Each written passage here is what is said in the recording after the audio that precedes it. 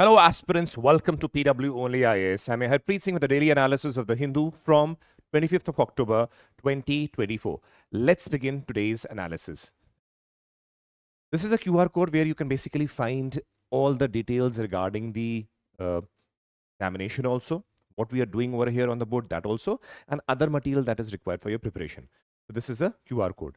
So what all we have taken for today's analysis, first of all, is the Kazan Declaration. It is an outcome of the BRICS Summit that happened in 2024 in Russia. So what is the declaration? What is the outcome?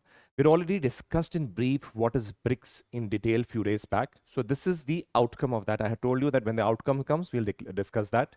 Then in space and venture capital fund, PAC, Parliamentary Accounts Committee. Then we have the industrial alcohol judgment by the Supreme Court. Then we have the news and shots, important for your preliminary examination as well as mains. MCQs with the explanation of the answers. So let's begin today's analysis.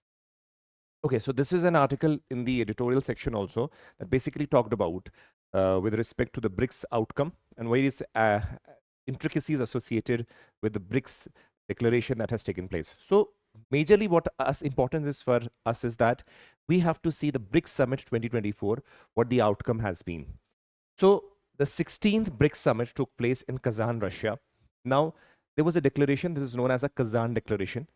What are the dimensions associated with that or the highlights of that declaration? Now, because this is important for your prelims and now mains also, because next big summit that will be held is after your mains examination also that is done. So let's see. First, BRICS solidarity. Strategic cooperation based on mutual respect, inclusiveness, and consensus. So they're all going to work together for, let us say, strategic cooperation in various dimensions. Global governance, commitment to fairer multipolar world order. Multipolar, you already know. That means the system of unipolarity or bipolarity have now not been existing in true sense as they were earlier on. Bipolarity, when the Cold War issue or scenario was there, when two poles, that means two major powers, United States and Russia were there. That was bipolar world. When there was fall of USSR, only one major power was there till 2007 and 8. That was United States. Though United States still remains a very important player, we realize that various other powers are also playing an important role. So this is a order where all countries have to play a very important role. So we have to talk about not bipolarity or unipolarity, but a multipolar world. So next is United Nations reforms, again in the Security Council, because you cannot have certain members, the 5 permanent members who have the veto power, and they're the ones who are deciding. So we need reforms in that also. So there is consensus among the BRIC members also that reforms should be there. Next is sustainable development. Again, Sustainable Development Goals 2030 is something that they all agreed on, should be the goal ahead, that all the countries should strive towards achieving that. As we move ahead, we realize that outreach, engagement with the global south. And global south, please remember, these includes basically the developing countries, right? The developing countries or the least developed countries also. So they have a common platform or with respect to economic and social development, where all need to go ahead, develop, reach a certain standard of living, because a lot of problems are there. Like if you see India, Pakistan, for that, Maldives, all these countries which are in the process of developing. So these have common issues. So they are like a block in itself. So those global south countries are basically the developing and then even the least developed countries as a block. They need to cooperate and they should come in consensus, let us say at the platforms like United Nations also. That means outreach to them is also in the minds of the BRIC, which is being declared in the Kazan Declaration.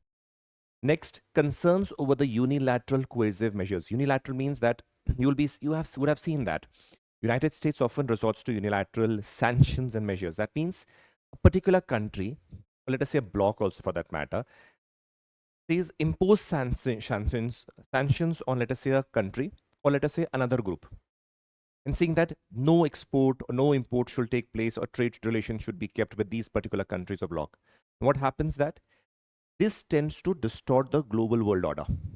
Like United States impose sanctions on Iran and sanctions on Russia and this is like a pronouncement that we as a power have declared sanctions against these countries. That is unilateral sanction. That means these sanctions are not imposed under the aegis of the United Nations, but by a particular country. Now, what happens? That country, like United States, forces the other countries to follow that order. Now, this is against the world order, peace and stability. So that means, similarly, the BRICS have said, condemn the unilateral coercive measures, including the illegal sanctions.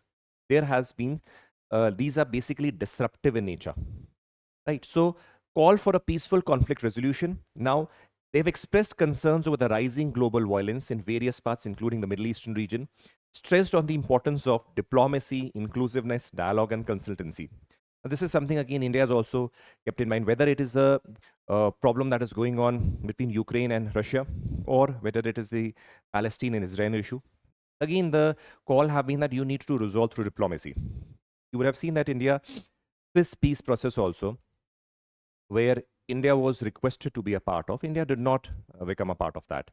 Swiss peace process is because with an aim to resolve the dispute between Ukraine and Russia. And we see over here that India very categorically said that diplomacy is a solution, but you need to have countries like Russia also involved in that, because if you want to resolve an issue, the diplomacy will not work in a unilateral manner also. Along with it, the 4-point principle that were given by Dr. S. Jaishankar also very categorically called that it is time to end the wars. It is time for diplomacy, sit on the table and resolve the issues. So similarly, consensus has been there with respect to BRICS also, and India very properly emphasized on these dimensions. Next is on Palestine and Lebanese crisis. We basically see that all the countries, including India, expressed grave concerns with respect to the escalating violence. Along with it, what is happening is there is a rise in the number of these civilian casualties. So what is going on? Condemned the Israeli military actions which caused mass civilian casualties. Emphasized on unhindered humanitarian aid in Gaza. So all these countries agreed that, see, war between countries is going on, but the major people who are being hurt and suffering are the civilian population. A large number of civilians are dying. The concerns were basically expressed with respect to this, and emphasis has been that to resolve this proper issue. India's official stand has been a two-state solution, and we have already discussed that also earlier on. That means an independent state of Palestine and an independent state of Israel. This is again an official stand that was recently even given by the Ministry of External Affairs. Next, strong stance against terrorism, condemned all forms of terrorism, areas of cooperation under the Kazan Declaration. So there are certain areas where all these members are going to cooperate. Cybersecurity and data governance, trade and economic cooperation, energy and climate, health and science, competition and tax cooperation. So they are going to cooperate in all these areas, and especially they were emphasized. Now please understand, so we had already done what BRICS are in detail in few days back also, but a little bit dimensions regarding that has been mentioned. Now BRICS, you know, that basically stands for the full form of Brazil, Russia, India, China, South Africa, a group of emerging economies which promote or focusing on economic cooperation and multilateralism. It represents close to 45% of the world's population, accounts for a third of the global GDP. Now we all know the full form is basically seen from the dimension of the name of the countries. The headquarters is in Shanghai, China. BRICS members current. Now see, other new members have also been added, which we realize that in 2024 we have Egypt, UAE, Saudi Arabia, Ethiopia starting from 2024. So these things are basically being seen over here. So we can very well see that BRICS is in the coming time going to play a very, very important role in this region. So we have to be very particular about that. This question can come in your examination as well. So be very particular about that. Okay, let's move ahead.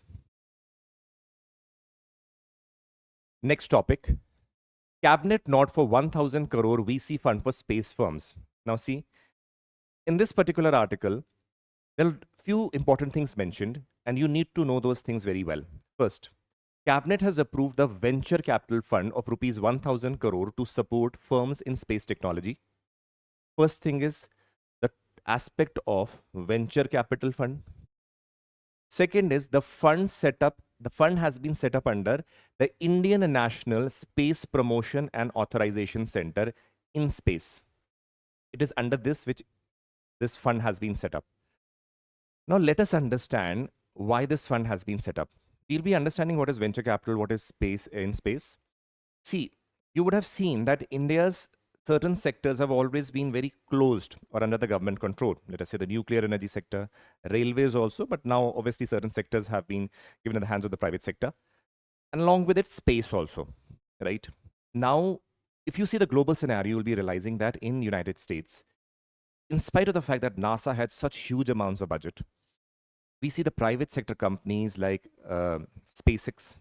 We also see Amazon also entering the arena of space transportation, even tourism and other dimensions. Do you realize that the private sector can play a very, very important role? Not, it can aid the government's aims of achieving what the space goals are. That is why in that process of seeing what is happening in the United States and even in the countries like Europe, government formed a body which would basically be there to support, aid, facilitate a cooperation with the private sector also, those startups that are coming with respect to space research, whether it is, let us say, even launch vehicle creation for that matter in long term. So we realize that in order to have a proper participation of the private sector and the contribution to the government's goals of achieving a developed India by 2047, the private sector can play an important role. With that respect, a agency was formed that is in space. Now that in space is from the perspective of your prelims and mains becomes very important, because you repeatedly see that the space goals, we have a lot of space goals, a lot of missions are going to come in the future. So this question is very relevant for your prelims as well as mains. So what is in space? And then we'll see what is one venture capital also. Now see, in space is a single window, independent nodal agency. Remember that, single window, independent, and a nodal agency that functions as an autonomous agency in the Department of Space. So it is an independent body under this department, that is Department of Space. Now see, it is formed following the space sector reforms. That means, as I told you, the space sector was very closed, complete under the control of the government. So the reforms were there so that to include the private sector also into this sector. So to enable and facilitate the participation of the private players, this has been formed. Now see, in space is responsible to promote, enable, authorize, and supervise various space activities of the non-governmental entities. That means those entities, that means the private sector entities. Non-governmental over here, we are talking about those entities which are involved in the space, let us say research, development, even building of various things related to the space equipments also, which are not the government bodies. That means we're not talking about ISRO for that matter, right? So, including building launch vehicles, satellites, providing space-based services, sharing space infrastructure and premises under the control of the Department of Space or ISRO, establishing new space infrastructure and facilities. See, we are aiming at creation of the Indian space station. We have in mind the Gaganyaan. So many space missions are coming up. You completely cannot rely on the government also itself. And for that matter, we need the private players also come up, because it is a global example of best practice that we are seeing. So what ISRO could not do, now SpaceX is doing. So reusable rockets and all those things, technologies are coming up. So similar is expected that can come up in India also, and startups can be there because new startups and companies are coming up with respect to the space technology. So this is again launch vehicle, whether space services, whether it's infrastructure building or establishing new infrastructure in various regions or aspects related to the space. To have that, basically the private sector being a part of this journey is what the space in space is basically aiming at and facilitating. Now, what is going on is, right now ISRO, Indian Space Research Organization, is a prime body dealing with all the aspects of, let us say, satellite building, launches that are taking place in all dimensions, right? Now we over here have the non-governmental entities, which can be taken as, let us say, private players. Private players. Now space in space basically acts as an interface between these two, right? Between these two, facilitating whatever things can be, let us say, decentralized and be given to the private players so they can do it and provide the services. Or for that matter, when the ISRO or the departments of space feels that these things can be, let us say, decentralized and the private players can play a very important role. So why not? So those services can be procured by the government agencies. So this is an interface. It also assesses the needs and demands of the private players. So whatever the demands of the private players are, certain regulations and reforms can be made with respect to that also. Headquarters in Bhopal in Ahmedabad, Gujarat is the headquarters of this. So we now know what InSpace is. Now comes what is the venture capital fund. Please remember, these venture capital fund are the types of funds that invest in startups or the growing businesses with a high growth value. So you'll be seeing that if under the aegis of InSpace, we have 1,000 crore fund, venture capital fund. Now, if supposingly private players come up and they say that we can provide these services and our startups are going to help India develop or new services can be provided. So in that case, InSpace will look at the feasibility whether these businesses can grow, whether they can be very helpful. In that case, InSpace will provide that venture capital fund to those companies so they can proliferate and rise and become, let us say, huge companies also for that matter. So this is again a very positive way ahead where the government was also actively involved in nurturing the businesses. Along with it is going to help the space missions and technologies that we are going to use in future, right? Next is the SEBI chairman Buck skips the Parliament's PAC commission. Now please understand there have been certain allegations with respect to the SEBI chairman for certain irregularities. We had done this topic earlier on when we were doing the office of SEBI and the various dimensions associated with him, let us say last month only. And now what is important over here is that PSC is mentioned. With respect to PSC also, you'll remember that close to, I think, 17th of September or even 12th of September, we had at that time done the standing committees, parliamentary standing committees, and did PSC also. So again, because it is in the news, mind it that it will become important for your prelims and mains now, because it is repeatedly coming in the newspaper and it will be in the eye of the examiner who's setting the paper. So we are again repeating that. It was in the news on the 9th also, 12th September also, 17th September also. So now what is PSC? Let us see. See, first let us understand what is a parliamentary committee and then we'll go to PSC. See, parliamentary committees, as we know that in the parliament there are various committees. Now, a parliamentary committee is a panel of member of parliaments that are appointed or elected by the House or nominated by the Speaker or Chairman, right? That means what happens, it is a panel of the member of parliaments who are basically appointed to that panel or let us say elected by the House, and then they are or they can be nominated by the Speaker of the Lok Sabha or the Chairman of the Rajya Sabha. So that is a panel of member of parliaments.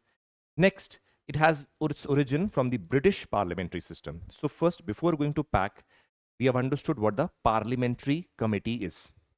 Now, as we move ahead, we realize that these parliamentary committees work under the direction of the Speaker and present their report to the Speaker or who is the head of the House, for that matter, Speaker to the Lok Sabha and Chairman in case of the Rajya Sabha, who is actually the Vice President of India. They draw their authority from Article 105 that deals with the privileges of the member of parliaments. Along with it, Article 118, which basically gives the parliament the authority to make its own rules to regulate the procedure and conduct of the business. So we realize that parliamentary committees are basically drawing its power from Article 105 and Article 118. And we know how they are. They're basically the panel of MPs, which might be appointed, elected, or nominated by the Speaker or the Chairman. And then we move ahead, we realize that these parliamentary committees can be of various kinds and types. See here, the major two categories are first the standing committee, other is the ad hoc committee. Now remember one, standing committees are basically the permanent committees. These are constituted every year or periodically depending upon the rules. These are divided into 6 categories. Each category itself has multiple sub types of committees. These are broad categories like 6 categories: financial committees, departmental standing committees, committee to inquire, committee to scrutinize, committee relating to day-to-day business, housekeeping committee. So there are multiple committees under these. Along with it, remember, there are ad hoc committees. These like JPC, the Joint Parliamentary Committee. These are temporary committees which are formed, certain issue arises and which has to be investigated.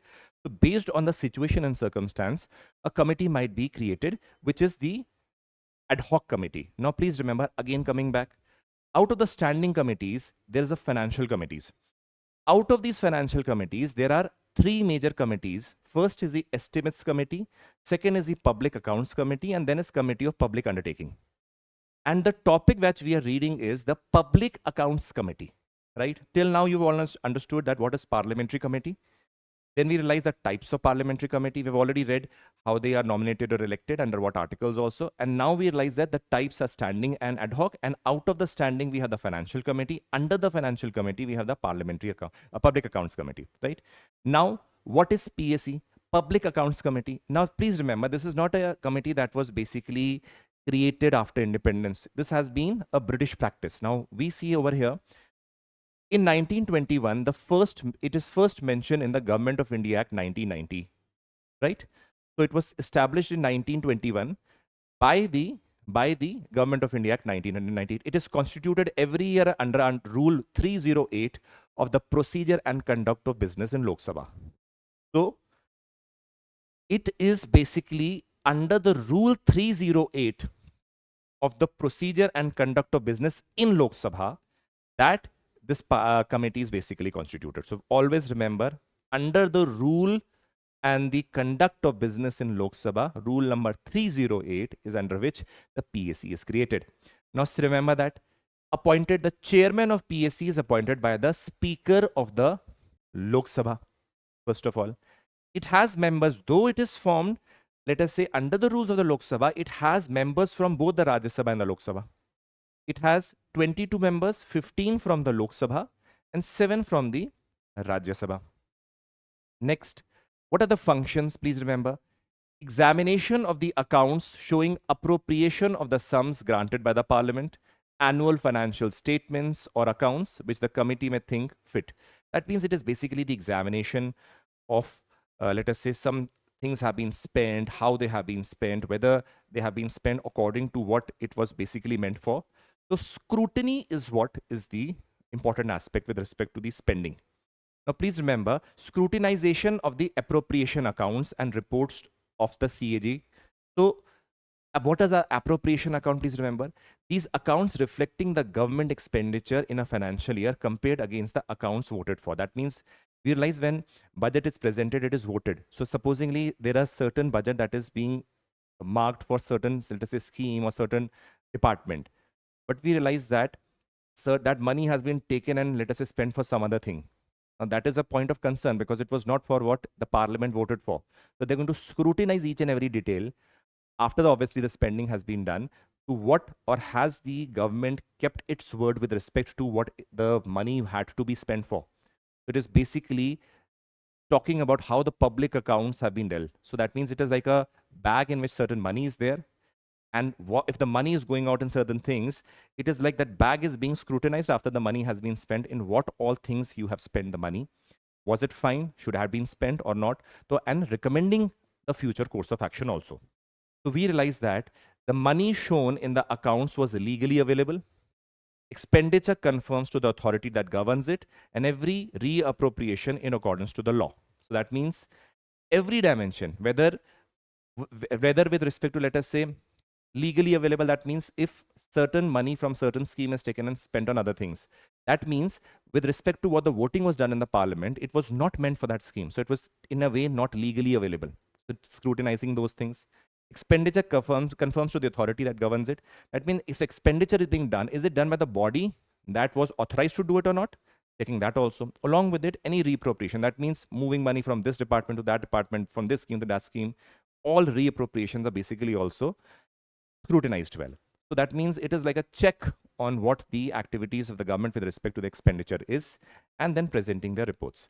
So these are all the functions of the PAC. That is important.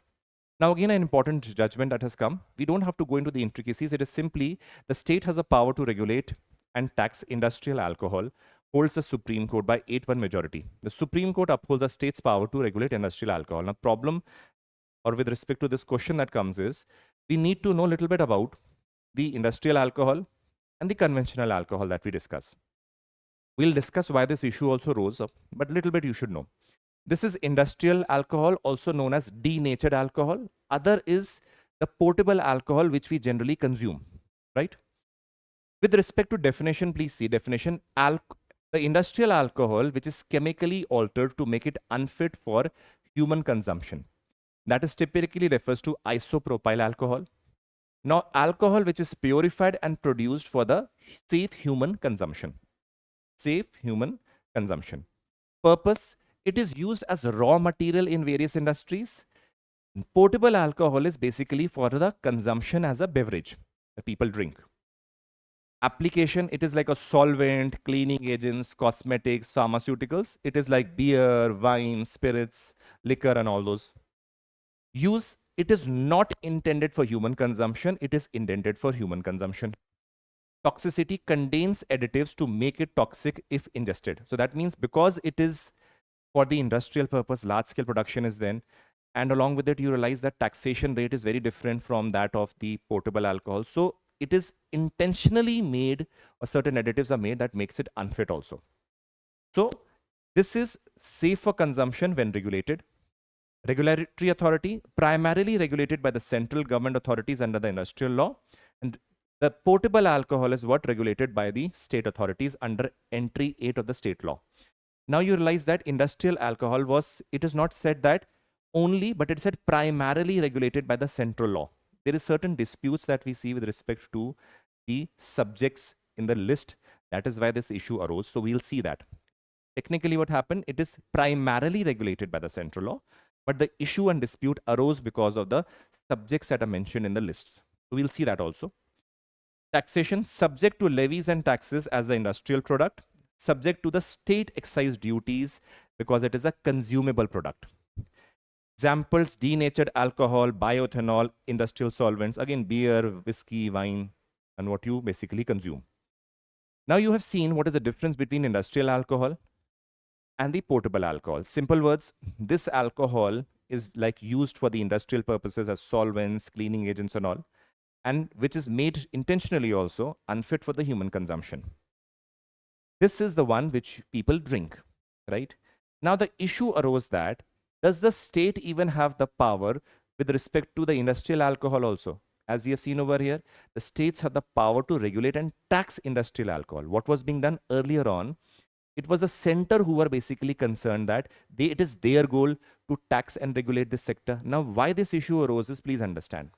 See, the union list, we very well know that there are 3 lists that are present. The union list, which has various subjects, which the union government has an exclusive power to make laws on. Then you have the state list, where the states basically have the power to make laws.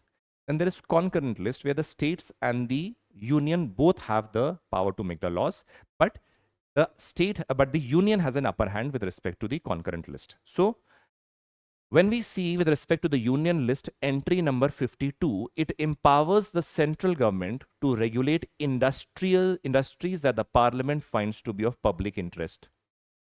Now this is what is interesting. It says the central government can regulate the industries that the parliament finds is of public interest. Now public interest itself is something very discrete word which can be interpreted from various ways. Anything can be put under public interest. First confusion.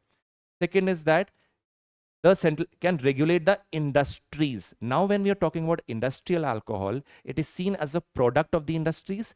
So the central government presumed that because it is coming under the category of industrial goods or products, we have the ability to regulate it. Next, see, Industries Development and Regulation Act 1951, IDRA, entrusted the union government with the powers to regulate specified products related to the scheduled industries. So they could regulate certain products with respect to certain industry that have been mentioned. Due to the prevailing central law in the subject, the center argued that it is occupied the field when it comes under the industrial alcohol and state could not regulate it. So what the central government says is that based on these 2 premises, where we can regulate the industries first, which is a public interest, so it is our authority to make laws and regulate the sector.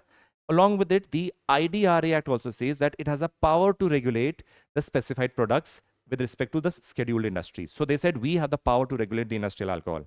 Now the state government said, no, we have the power to regulate. The state says that state is empowered to make laws for intoxicating liquors, that is to say the production, manufacture, possession, transport, purchase and sale of intoxicating liquors. So they say, in a way, these are also a form of alcohol. We have the power to regulate because it is directly or indirectly mentioned in entry 8 also.